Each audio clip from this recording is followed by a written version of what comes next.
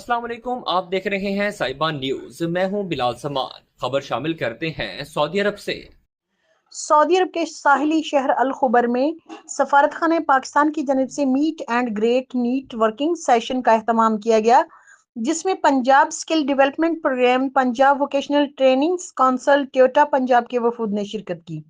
तकरीब में अफरादी कुव्वत को बरामद करने वाले इदारों के नुमाइंदे और कंपनियों के सीईओ समेत सऊदी कम्युनिटी की बड़ी तादाद शरीक हुई, जबकि सफीर पाकिस्तान अहमद फारूक, सफारती अमला और पंजाब हुकूमत के वफूद ने भी भरपूर शिरकत की।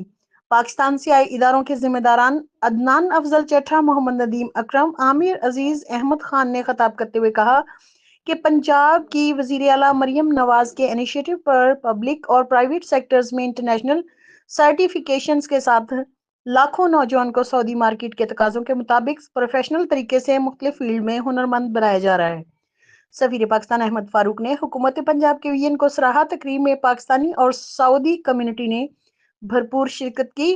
पंजाब के ट्रेनिंग मराकज के काम को सराहा गया। ये थी अब तक की खास खबरें। मजीद अपडेट्स के लिए विजिट कीजिए हमारा फेसबुक पेज, या आप हमें यूट्यूब पे भी फॉलो कर सकते हैं।